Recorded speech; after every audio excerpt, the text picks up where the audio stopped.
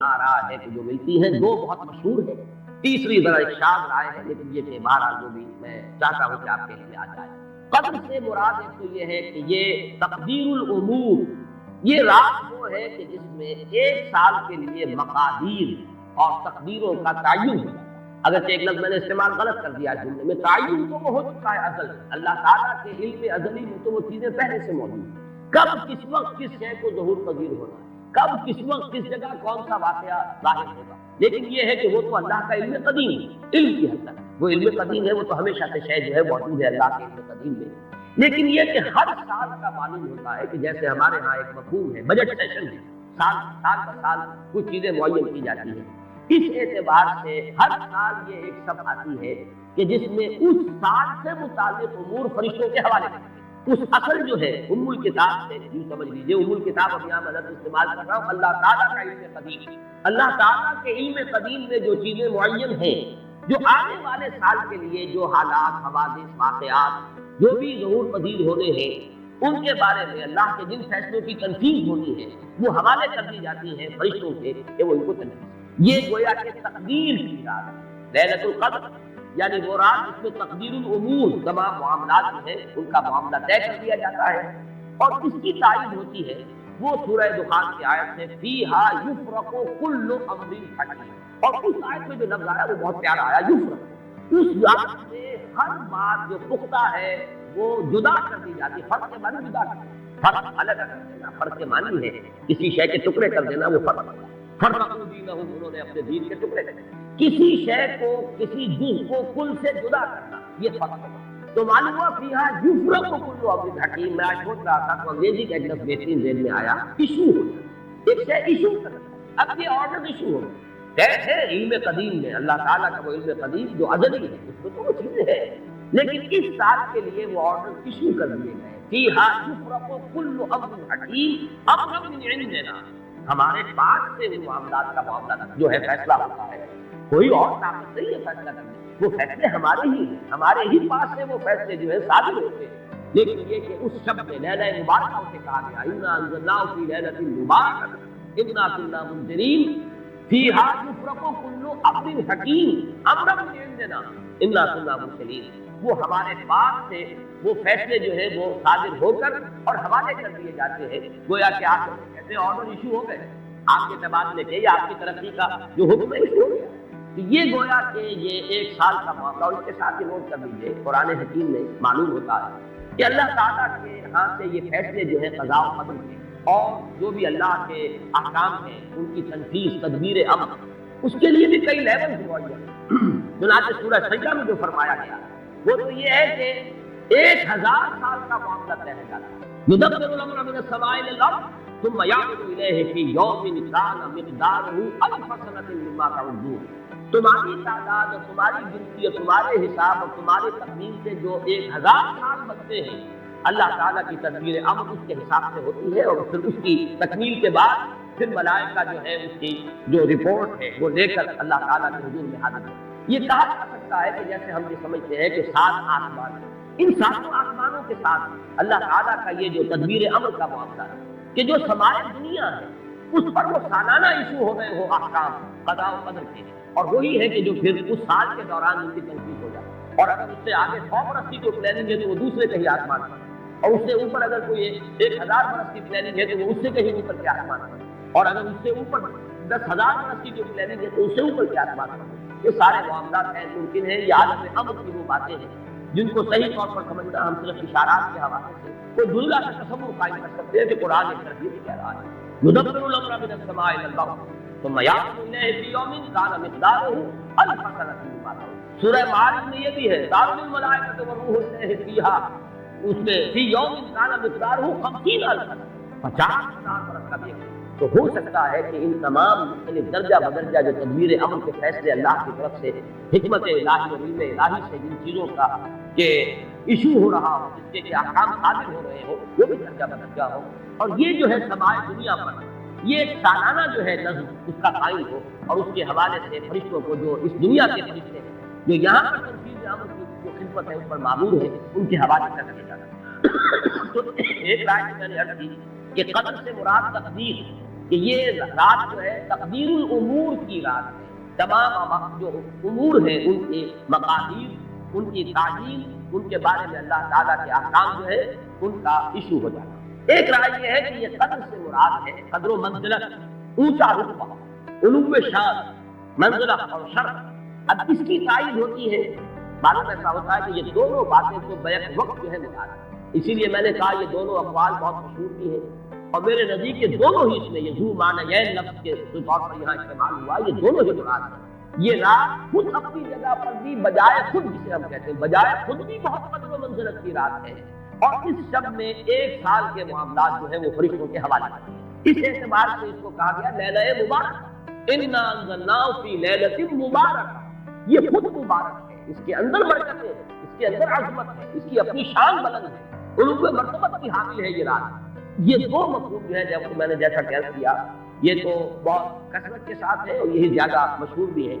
بلکہ ان کے ضمن میں دوسری بات کے ضمن میں ایک نکتہ طرازی کے درجے کی بات ہے، لیکن بات چونکہ حسین ہے وہ میں آپ کو سنا رہا ہوں۔ ابو بکر وراق جنہوں نے اس میں نکتہ پیدا کیا ہے کہ یہ لیلہ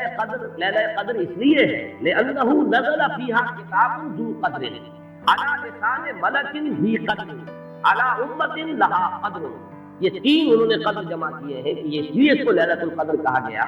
کہ ایک طرف تو یہ کہ اس میں وہ کتاب نازل ہوئی جو بڑی قدر و منزلت والی کتاب ہے، ثانیاً وہ اس فرشتے کی زبانی نازل ہوئی کہ جو بہت قدر و منزلت تھا، ذی قوت عند ذی العرش مکین مطاع ثم امین۔ پھر اس امت کے لیے اس کی تنزیل ہو رہی ہے جس کی بڑی قدر و منزلت ہے اللہ کے ہاں، اور شاید اسی وجہ سے وہ کہتے ہیں جناب وراق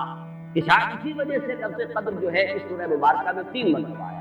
انا انزلناہ فی لیلۃ القدر وما ادراک ما لیلۃ القدر لیلۃ القدر خیر من الف شہر۔ لیکن جیسا کہ میں نے عرض کیا ہے یہ بس ایک نکتے کے حد تک ہے، دلچسپ نکتہ ہے، میں نے اس کا تذکرہ کر دیا ہے۔ ایک تیسرا مفہوم جو شاذ ہے جو لیا گیا قدر سے، کہ قدر کا ایک مفہوم ہے تنگی کا،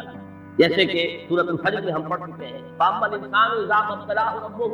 فاکرمه ونعمه فیقول ربی اکرمن واما اذا ما ابتلاه فقدر علیہ رزقه فیقول ربی اہانن۔ انسان کا معاملہ عجیب ہے کہ جب اس کا رب اس کا امتحان لیتا ہے، اسے آزماتا ہے، نعمتیں دے کر، عزت دے کر، تو کہتا ہے میرے رب نے مجھے عزت دے دی، اور جب اس کا رب اس کو آزماتا ہے اس پر رزق کو تنگ کر کے، تو وہ کہتا ہے میرے رب نے مجھے ذلیل کر دیا۔ تو یہاں پر جو تنگی کا مفہوم ہے قدر میں، تو ایک مفہوم یہ لیا گیا ہے کہ یہ لیلۃ القدر لیلۃ الضیق ہے، اور یہ اس لیے کہ اس زمین پر اتنی کثرت سے، اتنی کثیر تعداد میں فرشتے نازل ہوتے ہیں کہ تنگی پیدا ہو جائے۔ اب ظاہر بات ہے کہ یہ اس عالم ارواح کے ساتھ مناسبت رکھنے والے لوگ جن کی اپنی روحیں جو ہیں وہ اس درجے لطیف ہو کہ کسی مناسبت ان کو پیدا ہو گئی ہو، صرف ان کا ایک ادراک ہو سکتا ہے۔ باقی یہ کہ جہاں تک لفظ کا تعلق ہے اس میں اتنی گنجائش ہے۔ تو لیلۃ القدر کے 3 مفہوم ہوئے، جن میں سے 2 جو ہے پہلے وہ تو باہم جمع بھی ہو سکتے ہیں، ذو معنیین لفظ کی حیثیت سے اس کا استعمال ہو سکتا ہے۔ اس میں تمام مقادیر اور تمام تقدیروں کا گویا کہ اللہ تعالیٰ کی طرف سے صدور ہو جاتا ہے، ایشو ہو جاتے ہیں تمام احکام آئندہ سال کے۔ دوسرے یہ کہ یہ خود اپنی جگہ پر بڑی مبارک اور بڑی قدر و منزلت والی رات ہے۔ تیسری بات وہ ہے جو میں نے کیا ایک شاذ کی رائے ہے کہ اس میں فرشتوں کا نزول اس کثرت سے ہوتا ہے کہ زمین کے اندر اس کی وجہ سے جب جگہ کی تنگی ہو جاتی ہے، واللہ اعلم۔ اب اس کے بعد فرمایا وما ادراک ما لیلۃ القدر، یہ ما ادراک اور ما یدریک اس کے بارے میں بعض حضرات کی ایک رائے ہے کہ شاید اس سے پہلے اتنی وضاحت سے میں نے کبھی بیان نہ کی ہو، آج اس کو نوٹ کر لیجیے۔ عموماً تو مفسرین دونوں کا مفہوم ایک ہی ہے، یعنی آپ کو کیا معلوم، آپ کو کس نے بتایا، گویا کہ نفی ہے کہ آپ کا اندازہ نہیں ہو سکتا کہ وہ کیا شے ہے، وہ لیلۃ القدر کی عظمت کیا ہے۔ لیکن بعض حضرات نے یہ فرق کیا ہے کہ جب یہ فعل ماضی میں آتا ہے وما ادراک، اس میں مراد یہ کہ آپ کو خوب معلوم ہے، کیا ہی معلوم ہے آپ کو کہ اس کی قدر و قیمت کیا ہے۔ یعنی اس میں گویا کہ نبی اکرم صلی اللہ علیہ وسلم کے لیے نفی نہیں بلکہ اس بات ہے، القارعہ وما ادراک ما القارعہ، القارعہ ما القارعہ وما ادراک ما القارعہ، گویا کہ اس بات ہوتا ہے کہ آپ کو خوب معلوم ہے کہ قارعہ کیا ہے۔ اسی لیکن یہ کہ جہاں ما یدریک آتا ہے، وما یدریک لعلہ یزکا اور یذکر فتنفعہ الذکریٰ، جہاں فعل مضارع آئے گا وہاں پر حقیقت میں مفہوم ہوگا کہ یہ بات حضور صلی اللہ علیہ وسلم کے لیے آپ کو کیا معلوم ہو سکتا ہے کہ وہ نصیحت اخذ کرتا، اس کو تزکیہ حاصل کر لیتا، تو اس کے اندر تو نفی ہو سکتی ہے کہ اس وقت آپ کے علم میں وہ بات نہیں۔ لیکن یہ بھی ایک تو یہ کہ ایک علمی نکتہ ہے اور اس میں ذرا باریک قسم کی نحوی بحث ہے، میں خود اپنا مقام یہ نہیں سمجھتا کہ اس قسم کی باریک نحوی بحثوں میں کوئی حتمی رائے آئی، دوسرے یہ کہ اس سے ہماری حد تک کوئی فرق واقع نہیں ہے۔ فرق اگر واقع ہوتا ہے تو محمد رسول اللہ صلی اللہ علیہ وسلم کے بارے میں واقع ہوتا ہے کہ اگر وما ادراک آیا ہے تو گویا کہ اس بات ہے کہ حضور کے علم میں وہ بات ہے، اور وما یدریک ہے تو گویا کہ اس میں نفی ہے کہ وہ بات حضور کے علم میں نہیں ہے۔ لیکن ہمارے لیے تو دونوں حالتوں میں نفی ہی نفی ہے۔ ہمیں کیا بات ہے، قاریات کی اصل حقیقت ہمیں کیا اندازہ ہو سکتا ہے، لیلۃ القدر کی اصل عظمت کا ہمیں کیا اندازہ ہو سکتا ہے، قرآن کی عظمت و فضیلت کا ہمیں کیا اندازہ ہو سکتا ہے۔ ہمارے اعتبار سے وہ بحث جو ہے وہ محض ایک اکیڈمک اور ایک علمی بحث بن کر رہ جاتی ہے، اس کا کوئی فرق واقع نہیں۔ اب اس کے بعد سوال پیدا ہوتا ہے کہ یہ رات جو ہے مخفی کیوں رکھی گئی، تعلیم کے ساتھ کچھ معلوم نہیں یہ رات کون سی رات ہے، اس کا جواب تو میں بعد میں دوں گا کہ اس میں جو آراء ہے مختلف، لیکن یہ کہ اس کو کیوں مخفی رکھا گیا اس پر کچھ پیاری باتیں ہیں جو مفسرین نے کہی ہیں۔ پہلی بات تو یہ کہ جتنی عظیم چیزیں ہیں ان سب کو مخفی رکھا گیا۔ قیامت کب آئے گی؟ آئے گی، یہ یقینی ہے۔ کب آئے گی؟ یہ تو امور میں سے ہے کہ جس کا علم نبی اکرم صلی اللہ علیہ وسلم کو بھی نہیں دیا گیا، جبرائیل کو بھی نہیں۔ چنانچہ حدیث جبرائیل میں واضح طور پر الفاظ موجود ہیں، وَمَا الْمَسْئُولُ عَنْهَا بِأَعْلَمَ مِنَ السَّائِلِ، کچھ معلوم نہیں ہے، سائل کو معلوم نہ مسئول، قیامت کب آئے۔ اب یہ عظیم حقیقت میں مخفی رکھا گیا اور اس کا خاص طور پر ذکر کیا گیا سورہ طٰہٰ، أَقَامُوا فِيهَا لِتُجْزَىٰ كُلُّ نَفْسٍ بِمَا كَسَبَتْ۔ اگر تعلیم کر لیا جاتا تو جو قریب کے زمانے کے لوگ ہوتے وہ تو خوب پھر محنت کرتے آخرت کے لیے، اور ذرا پھاٹنے والے ہوتے وہ ذرا تصاہل کرتے اس کے بعد۔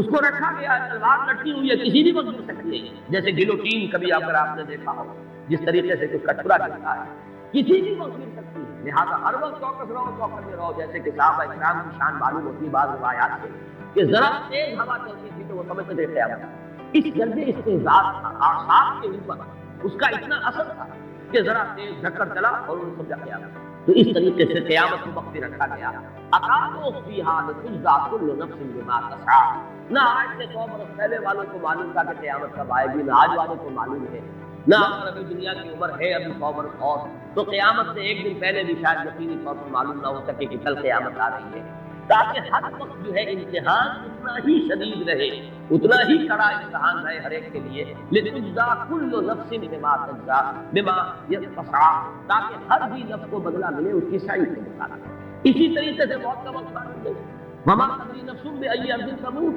کہاں موت آئے گی، کہاں موت آئے گی، کب موت آئے گی، کچھ معلوم نہیں۔ اسی طرح نوٹ کیجیے صلاۃ الوسطیٰ،